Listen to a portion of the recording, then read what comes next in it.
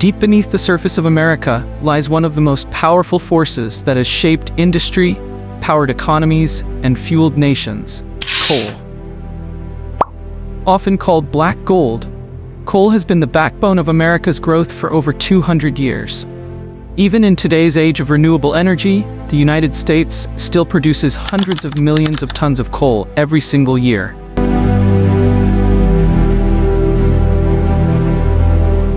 And while technology keeps advancing, the scale of modern coal mining is nothing short of staggering. Giant machines cut into mountains. Underground tunnels stretch for miles. Miners and engineers work around the clock, moving millions of tons of earth to reach the seams of black gold. So how exactly does America extract coal on such a massive scale?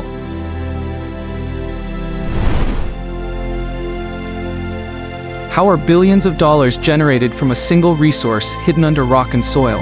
And what does the future hold for coal in a world shifting toward green energy? Today, we take you deep inside the world of supergiant coal mining, from its history to its breathtaking scale of operation, its economic power, and the challenges that come with it.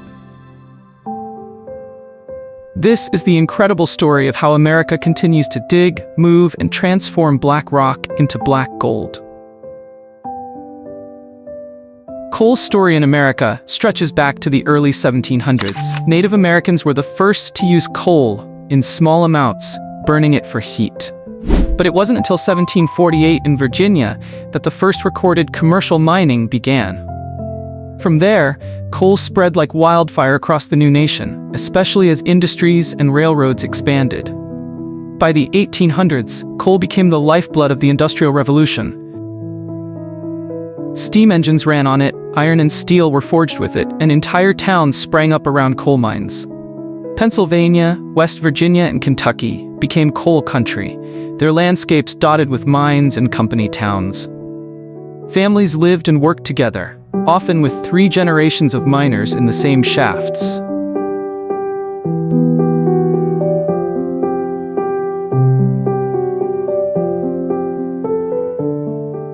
During the 20th century, coal was America's king. By World War II, the US was mining over 500 million tons a year. Coal not only fueled trains and factories, but also electricity plants, making it the foundation of America's modern energy system.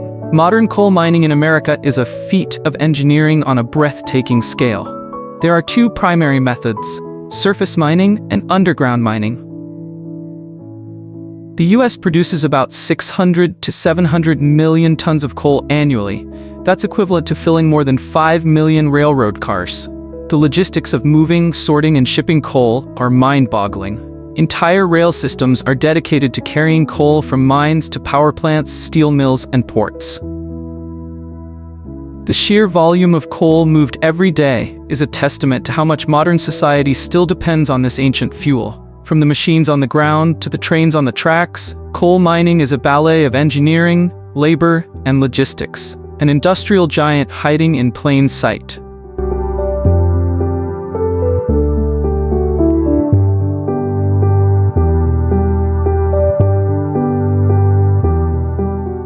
The journey begins with exploration and surveying. Geologists identify coal seams hidden beneath layers of soil and rock.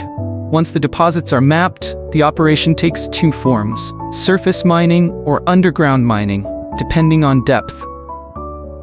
In surface coal mining, huge machines called draglines and bucket wheel excavators remove massive layers of soil and rock, known as overburden. Imagine a machine the size of a skyscraper scooping out millions of tons of earth to expose coal seams stretching for miles. In underground mining, engineers build shafts and tunnels reinforced with steel and concrete. Continuous miners and longwall machines, equipped with rotating cutting heads, shear coal directly from the rock face. Hydraulic shields support the ceilings, allowing miners to safely extract coal in panels hundreds of meters long. Once extracted, the coal is transported by conveyor belts stretching miles underground or giant haul trucks that can carry up to 400 tons per trip. Every step is synchronized, ensuring that millions of tons of coal are moved efficiently and safely to the surface. This massive process transforms ancient carbon-rich rock, formed 300 million years ago, into the raw black gold that powers industries. Raw coal, fresh from the mine, is far from ready to power a power plant or steel mill. It is loaded with rock, soil, sulfur, and impurities that must be removed in specialized coal preparation plants. First, coal is crushed into smaller pieces by giant crushers. This makes it easier to separate impurities. Next, the coal enters dense medium separators and water-based flotation tanks, where rock and lighter material are removed using gravity and density differences. High-speed screens and cyclones further refine the material. Magnetite particles, a heavy mineral, help separate pure coal from unwanted waste. At this stage, sulfur and ash content are significantly reduced, improving coal's energy value. After washing, the clean coal is dewatered in massive centrifuges and dryers.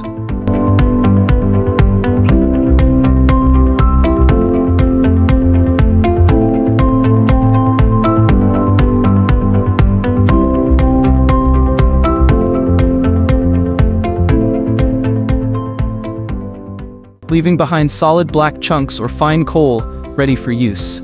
The waste, called tailings, is carefully stored in ponds or repurposed for construction fill. The final product is then sorted by size. Fine coal for power plants, larger lumps for steel production, and specialized grades for chemical industries. Automated conveyor belts load millions of tons of prepared coal into trains and barges, destined for customers across the United States and beyond. From rock to refined fuel, this transformation ensures that coal meets the strict quality requirements of industries while maximizing efficiency. Once processed, coal is shipped using one of the largest rail and barge logistics systems in America. Trains stretch more than a mile long, each carrying thousands of tons of black gold. Barges on the Mississippi River carry coal to export terminals, where it is shipped worldwide. Coal fuels about 20% of America's electricity, supplying power to millions of homes. It also plays a key role in steelmaking, where coke, a refined form of coal, is used in blast furnaces. Cement factories, paper mills, and chemical industries rely on coal's consistent, high-energy output. This billion-dollar industry is not only about digging rock, it's about sustaining industries, powering cities, and driving economic growth. America mines hundreds of millions of tons of coal each year, generating billions of dollars in revenue. Yet the industry is at a crossroads. Renewable energy is rising, and coal faces pressure to become cleaner and more efficient. That's why today's coal operations invest in carbon capture technologies and advanced washing plants to minimize emissions. Some coal byproducts are even repurposed into gypsum for drywall, fly ash for concrete, and other industrial uses.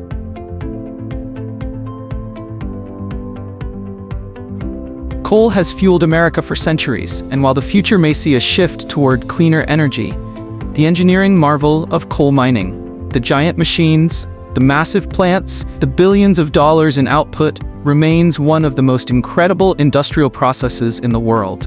If you enjoyed this journey into the world of supergiant coal mining, don't forget to like, subscribe, and hit the notification bell. We'll keep bringing you fascinating stories of how the world's most essential resources are discovered, mined, processed, and transformed into the backbone of our daily lives.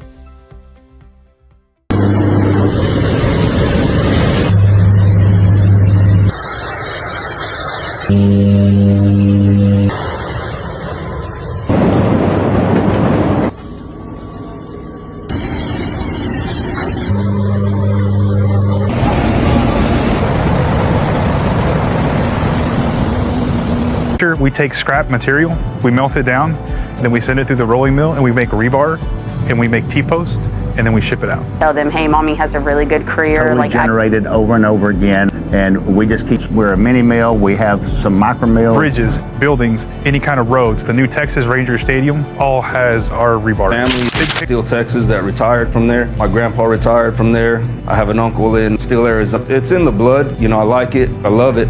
CMC always recognizes hard work. Every day, mountains of scrap metal are tossed aside. Forgotten relics of old cars, demolished buildings, and decommissioned machines. But what if we told you these discarded metals are being reborn as one of the most essential materials in modern construction? Welcome to the world of rebar, steel reinforcement bars that form the invisible skeleton of buildings, bridges, and highways.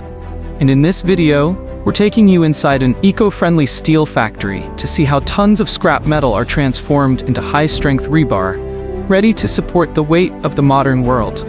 Stay tuned to discover the incredible journey from junkyard to construction site. Steel is the most recycled material on Earth. In fact, over 70% of rebar in the US is made from recycled scrap metal. And that's not just good economics, it's a sustainability win.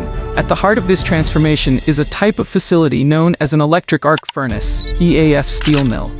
Unlike traditional blast furnaces, EAFs don't rely on iron ore or coal.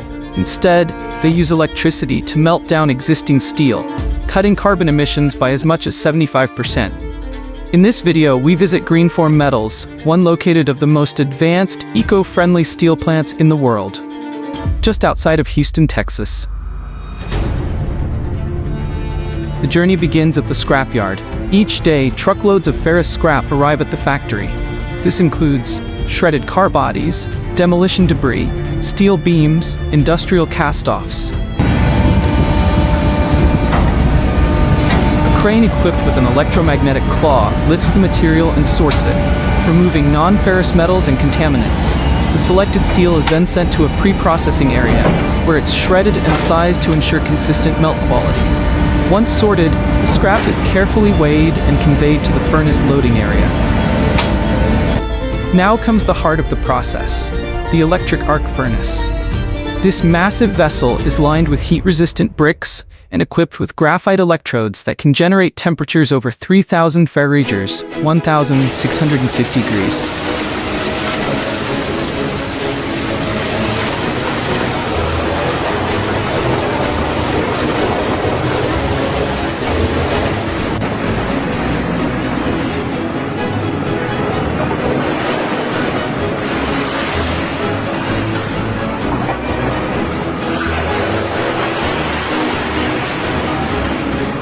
As the electrodes lower into the furnace, a powerful electric arc forms, creating a plasma field that melts the scrap metal in minutes.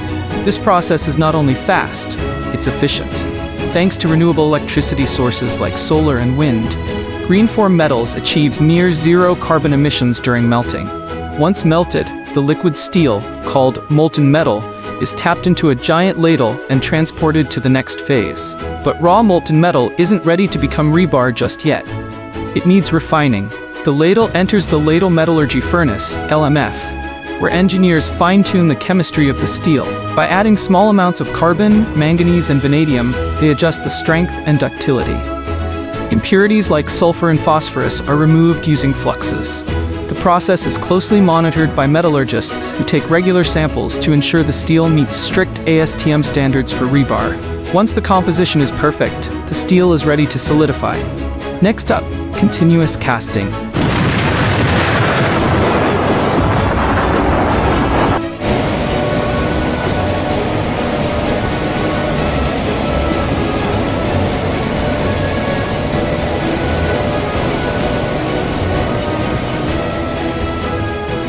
Molten steel is poured into a mold that quickly cools it into a semi-solid shape, typically a square billet about 6 to 8 inches wide. The billet then travels through a series of rollers and water sprays to fully solidify while maintaining its shape. This continuous casting method is faster and more efficient than traditional ingot casting, with virtually no waste. The red-hot bills are then cut to length and sent to the reheat furnace for the final forming stage. This is where the transformation really takes shape. The bills re-enter a reheat furnace to bring them back to a pliable temperature. From there, they're fed through a series of rolling stands that progressively shape them into long, slender rods, each one with a ribbed surface to help concrete grip the steel. The ribs are not just aesthetic, they're engineered for maximum adhesion in concrete. Depending on the final use, the rebar is rolled into different diameters, typically ranging from 3/8 inch to number 18, 2.257 inch. The rods are then cut to standard lengths, usually 20 or 40 feet, and moved to the cooling bed. Before any rebar leaves the plant, it undergoes a series of rigorous tests. Each batch is sampled and checked for tensile strength, bendability, chemical composition, corrosion resistance. Only when it passes all quality control metrics is the rebar certified and stamped with a unique mill code, allowing for full traceability from melt to shipment.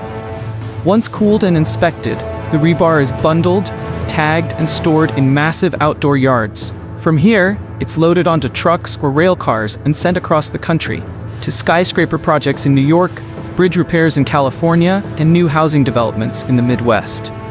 Each bundle represents not just a batch of steel, but a triumph of recycling, engineering, and environmental innovation. As the world races to decarbonize, industries like construction and steelmaking must evolve. And facilities like Greenform Metals are leading the way. By recycling scrap, using clean electricity, and deploying smart automation, they prove that heavy industry doesn't have to be heavy on the planet. In fact, every ton of recycled steel used saves 1,400 pounds of iron ore, 2,400 pounds of coal, 120 pounds of limestone, and reduces greenhouse gas emissions by nearly 60% compared to virgin steel production. Thanks for watching. If you enjoyed this deep dive into the world of steel recycling, don't forget to like, subscribe, and check out our next video, where we go inside a factory turning waste plastic into highway asphalt.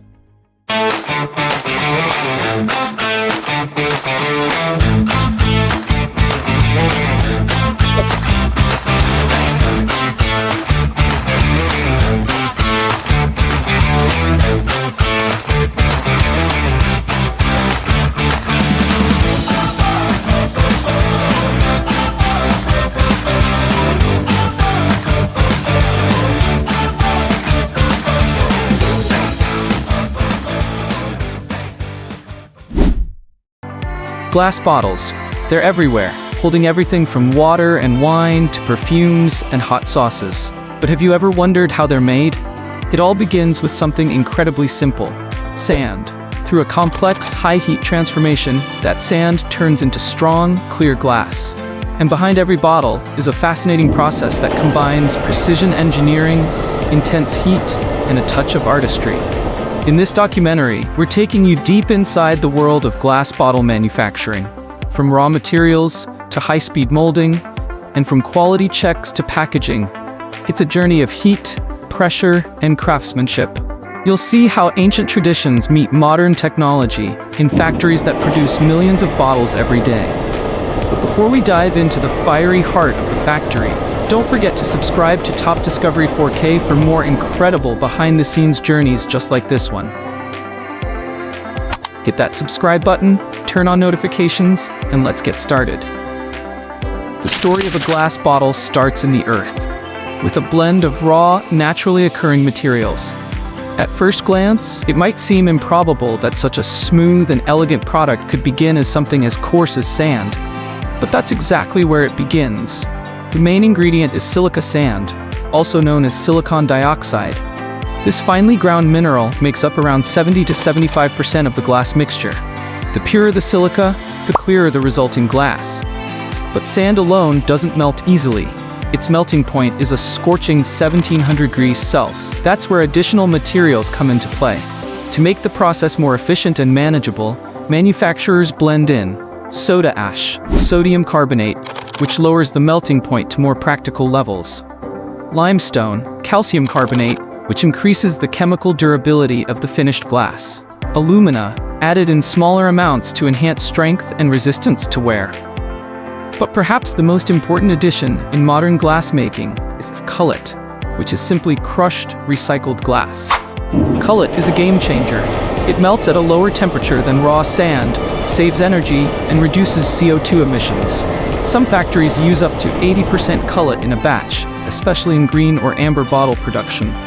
Colorants can also be introduced at this stage, depending on the final product.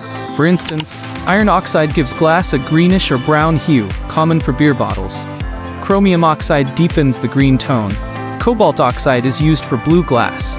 often found in decorative bottles. These ingredients are blended with precision in enormous batch mixers. Accuracy is critical. Even small variations can affect the quality, clarity, or stability of the glass. Once mixed, the raw batch resembles a fine, sandy powder. It's now ready to face the heat of the furnace, a transformation that turns humble minerals into glowing molten glass.